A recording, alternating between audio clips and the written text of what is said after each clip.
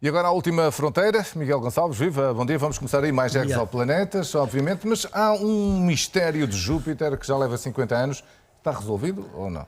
Meio século de um mistério de Júpiter, porque Júpiter tem uma crise de energia. Imagina tu, um planeta que está a cerca de 5 vezes a distância ao Sol comparado com a Terra e que, dizem as teorias, que a essa distância devia ter até temperaturas negativas na sua camada superior da atmosfera. Não é claramente isso que acontece, porque Júpiter tem no topo uma temperatura superior a 400 graus. E, portanto, a questão que se coloca é: quem é que anda a aquecer ali a camada superior da atmosfera de Júpiter?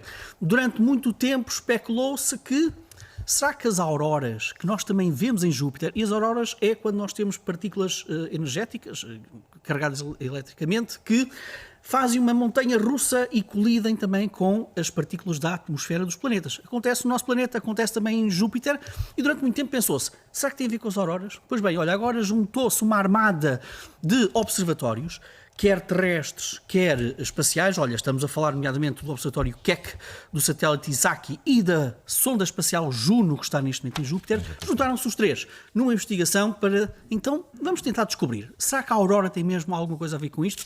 E a resposta é sim, tem.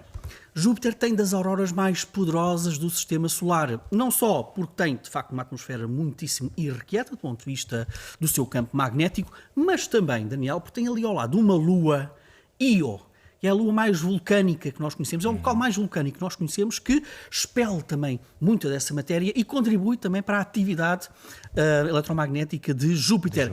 E agora estes três observatórios juntaram-se e descobriram que as auroras conseguem, de facto, aquecer uma temperatura, lá está, desta ordem dos mais de 400 graus Celsius, e mais do que isso, conseguem aquecer a atmosfera superior de Júpiter de uma maneira global. E, portanto, é sempre curioso quando nós temos uma teoria que é uma desconfiança de meio século e que agora vêm estes satélites e observatórios que comprovam que, de facto, as auroras em Júpiter são suficientemente poderosas para aquecer a atmosfera a este ponto. Mas estes investigadores tiveram sorte também. Porquê? Porque repararam que, se calhar, não é apenas as auroras. É que estas observações foram feitas numa altura em que o vento solar também estava num seu pico e embateu também, precisamente, com este campo magnético de Júpiter. Dito isto, tudo isto ajudou. A conjugação ajudou a que temos, então, uma contribuição poderosíssima da aurora, uma contribuição local, mas também, a esta distância do Sol, o Sol consegue também ter um papel a aquecer a alta atmosfera de Júpiter. É sempre bom quando temos estas descobertas, mesmo passados 50 anos. Incrível, de facto, o efeito do Sol a uma distância tão... 5 vezes mais distante do que nós estamos do Sol. Portanto, mais distantes ainda estão então os exoplanetas, não é? Olha, foi notícia, e foi notícia em todo o mundo, e ainda bem que foi, porque também tem investigadores do Instituto de Astrofísica e Ciência dos Espaços envolvidos nesta descoberta que leva-nos até 35 anos-luz de distância. Daniel, é aqui mesmo ao lado do nosso sistema solar, autenticamente. E que nos mostra um sistema planetário muitíssimo rico e muito diversificado. Olha, para já, eles encontraram aquele que é considerado o segundo planeta, exoplaneta, mais leve que nós temos conhecimento até agora. Porquê é que é importante? Isto quase que parece um recorde do Guinness. Porque ele foi descoberto à custa do chamado método das velocidades radiais, ou seja, tentar medir as pequeníssimas influências gravitacionais, agitações gravitacionais que um planeta cria na sua estrela. Está bem de ver que quanto mais pequenininho for o planeta, menores são as agitações. E, portanto, é preciso, de facto, uma tecnologia cada vez mais apurada para descobrirmos este planeta cada vez mais pequeno. Olha, estamos a falar de um planeta que tem cerca de metade da massa de Vênus. E isto tudo num sistema planetário em que nós temos 3 planetas, 2 deles secos, mas com pequenas quantidades de água, mas um terceiro com cerca de 30% da sua constituição de água. É um mundo oceânico. E dizem os astrónomos que eventualmente desconfiamos que ainda podemos ter ali um quarto e um quinto naquilo que é chamada a zona de habitabilidade desta estrela, ou seja, onde há a possibilidade de ter água líquida à sua superfície. E agora podes-me dizer, os nossos telespectadores podem perguntar, 35 anos de luz, está bem aqui ao lado, mas nós não vamos lá.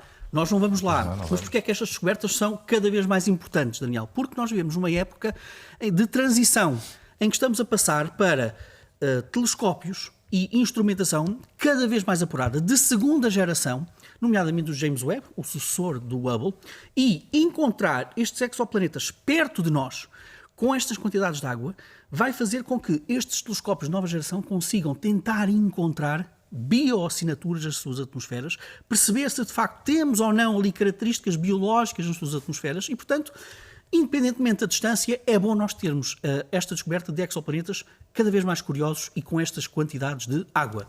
E olha, vamos terminar ao nível de exoplanetas com um que eu, confesso, é dos mais misteriosos que eu já encontrei, entra diretamente para a minha lista. E está também aproximadamente a cerca de 35 anos-luz de distância.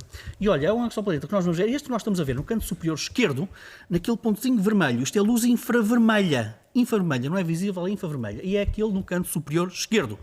E estamos a falar de um planeta que tem cerca de 6 vezes a massa de Júpiter. E agora repara bem nestes pormenores quantitativos. Demora cerca de 1,1 milhões de anos a girar à volta da sua estrela, está a uma distância de cerca de 6.471 unidades astronómicas. 6.000 vezes, para termos um referencial, Plutão, em termos considerado o último planeta do nosso sistema solar, está a 40 unidades astronómicas do nosso planeta. Isto quer dizer que temos, este é também o exoplaneta fotografado mais perto de nós, a 35 anos-luz de distância.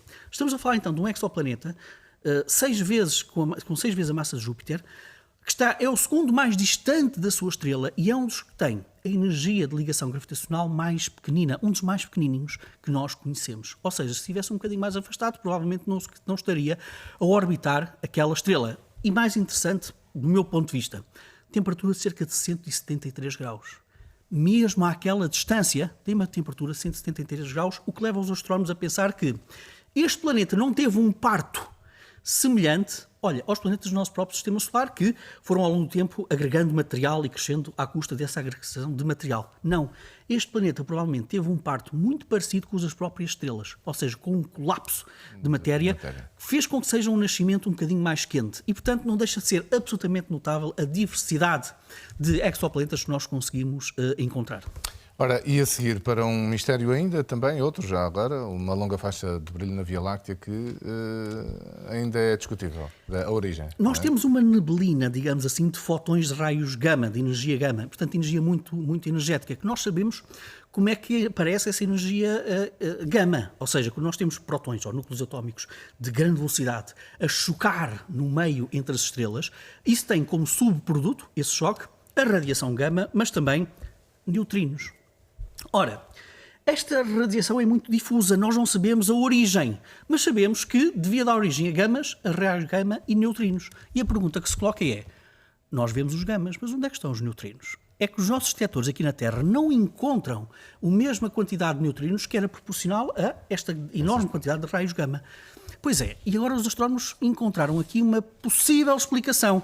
Pode ser que grande parte da radiação gama que nós vemos tem como origem, olha, um bairro muito problemático, no bom sentido, da nossa Via Láctea. Vamos até ao casulo do Cisne, e no casulo do Cisne nós encontramos, olha, desde aglomerados estelares maciços, a remanescentes supernovas, ou seja, restos de estrelas que explodiram, e até pulsares. E dizem os astrónomos que, eventualmente, pode ser esta zona muito específica da nossa Via Láctea uma das grandes fontes de raios gama que não emite necessariamente neutrinos. E, portanto, podemos ter aqui um caso muito interessante que vai precisar de muitos mais anos de observação, em que um bairro em específico pode ser o responsável por uma neblina que nós também vemos no disco da nossa Via Láctea. E vamos terminar com uma caça ao tesouro, chamar-lhe assim, porque onde está, pode ser o nome de um filme, onde está a águia? O Eagle, o módulo que pousou os astronautas e os tirou da Lua, lá ficou, e onde está? Vamos até julho de 69, porque essa é de facto uma grande questão que tu colocaste muito bem. Onde é que está o módulo de ascensão Eagle de Apollo 11? O módulo de ascensão é aquele que, quando Neil Armstrong e Buzz Aldrin partiram da superfície da Lua e foram ter com Michael Collins ao módulo de comando. Esse módulo de ascensão, geralmente, como aconteceu também com as outras missões, ou caiu na superfície da Lua, ou então desprendeu-se da gravidade da Lua e fugiu, digamos assim, ou pura e simplesmente explodiu. Agora temos um investigador do Caltech que diz o seguinte: bom, eu peguei na última posição conhecida do módulo de ascensão Eagle e, fazendo aqui alguns cálculos, tenho a ideia de que este módulo de ascensão, que é um artefacto histórico, pode, se calhar, e, eventualmente, ainda estar a orbitar a própria Lua. E diz este investigador que, bom, eu não tenho a certeza disto, mas de qualquer forma seria bom nós irmos buscá-lo. Pode ser um artefacto histórico para um museu. Era ir buscá-lo e trazê-lo para o museu. Muito bem, fica esse desafio, vamos lá ver se será possível. Miguel, obrigado, bom dia. Bom dia. Aqui ficamos então com A Última Fronteira.